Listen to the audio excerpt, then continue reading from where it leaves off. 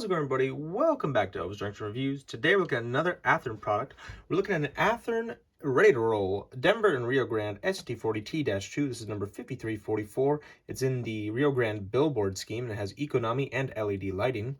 Here it is in its lovely Athearn box. And you can see this is DCC and sound equipped. So we're going to go ahead and get right into this locomotive. Hope everybody's having a good day today. So, as you can see, immediately a bag of extra parts fell out. This is, I believe, like sanding pipes and such what. Like this, it's all added extra detail if you want to make the locomotive look absolutely stunning. And there's just a economy. There's a sound guide as well as a exploded parts diagram inside there as well. Let's get this off. And we have another bag here. This is like a spare electrical box of sorts, I believe. That's what it looks like to me. Let's slide it out of here. And you see that piece of clear plastic just immediately fell off.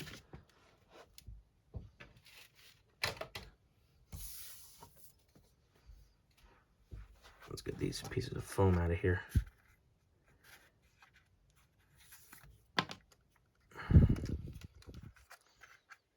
And already looking at it, it looks great. Right off the bat, it looks already great.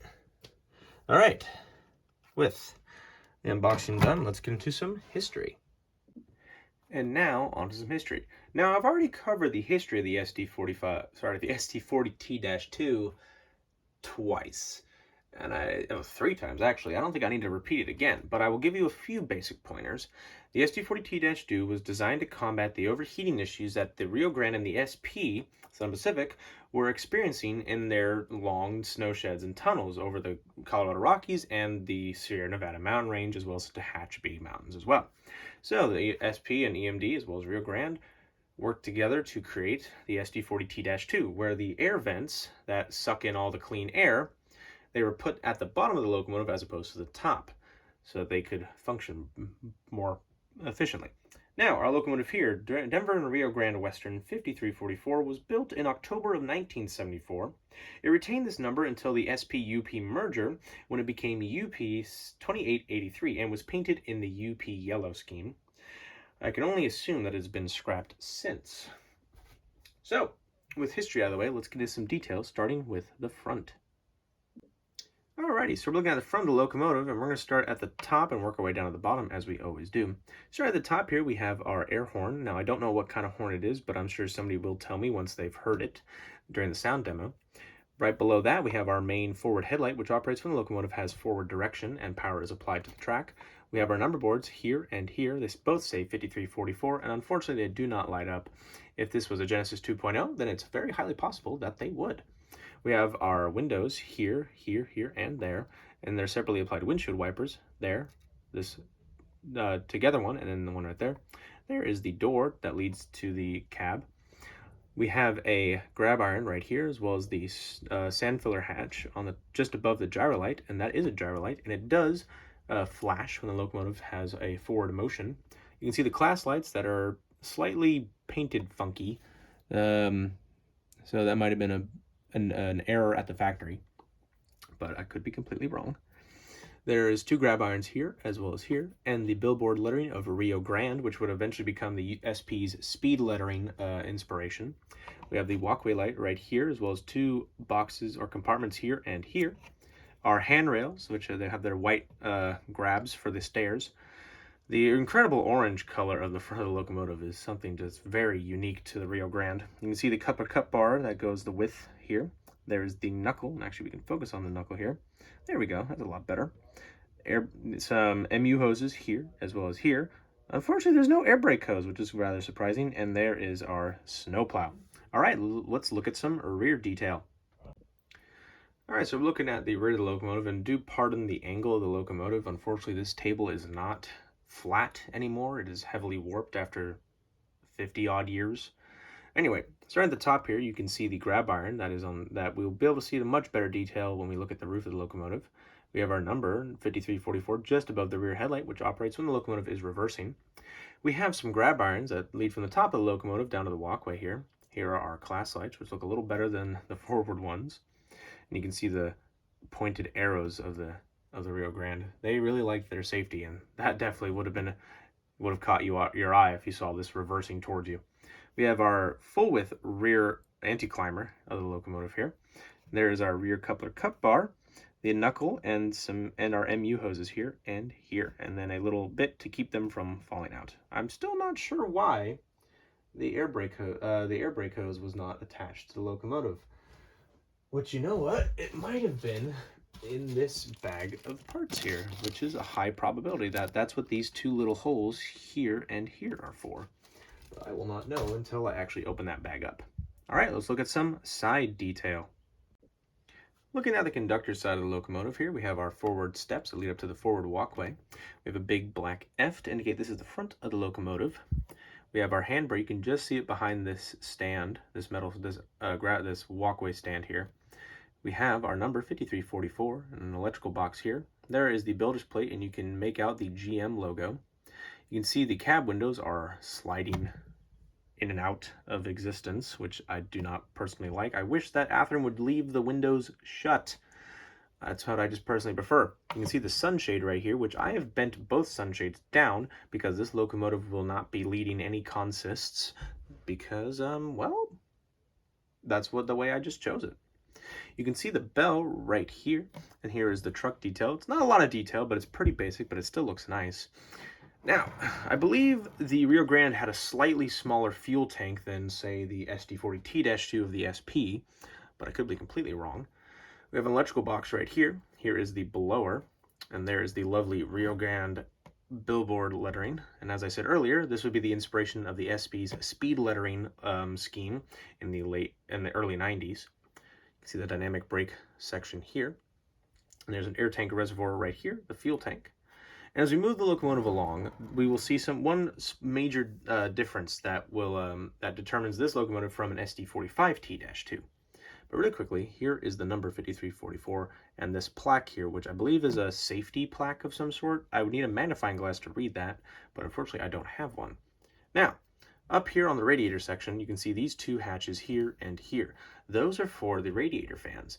Now, on the SD45T-2, there are actually three.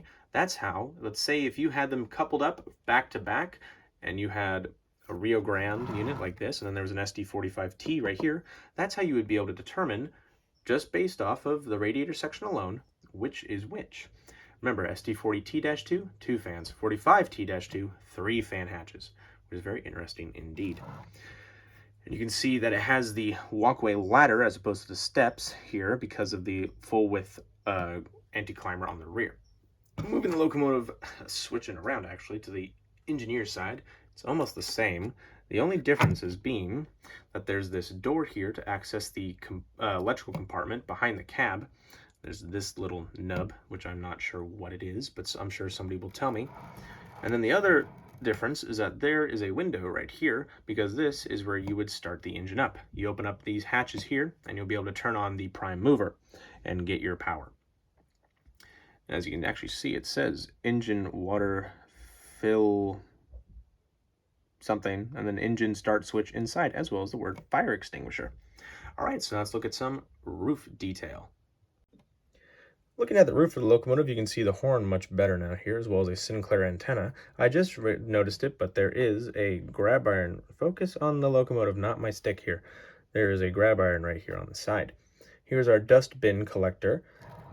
The exhaust right here are dynamic brake fans here and here. There's the dynamic brake exhaust. And then we have our radiator section, these 4 big radiators to help keep the locomotive cool. And there is that grab iron that I mentioned earlier. All right, so let's get into the sound demo. All right, so we have the locomotive here up on the test track, and we're going to go ahead and apply some power here.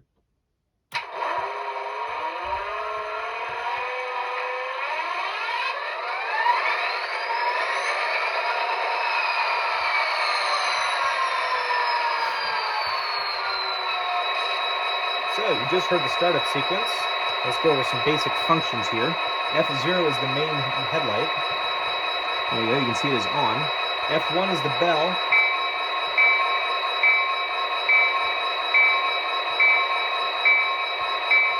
F2 is a longhorn.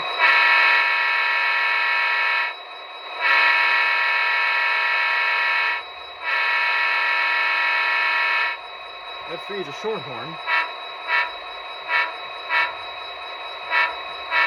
Now, F4 is a dynamic brakes or straight to idle. I don't believe F5 does anything. Yep, I'm correct. F6 turns on the gyro light there. So you can see it flashing there. Very cool indeed. F7 dims the headlight. F8 mutes it entirely, even the horn. Now, if I put it off that, now F11 is a brake set and release, so we're going to go ahead and hear that here. So that was them releasing. F13 is the couple and uncouple. All right, so you heard that. And that's pretty much about it with this locomotive.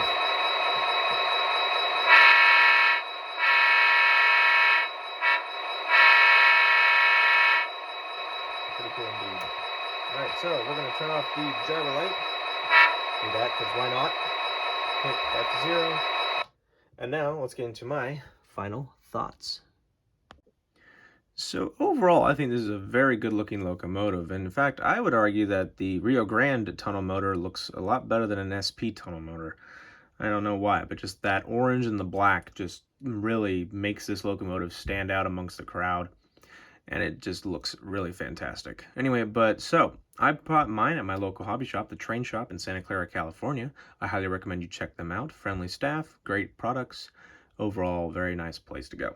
But anyway, if you enjoyed this video, please hit that like button and also subscribe if you have not, and hit that notification bell to see what I have to upload next in the future. But anyway, thank you very much for watching, and I'll see you guys in the next video. Bye for now.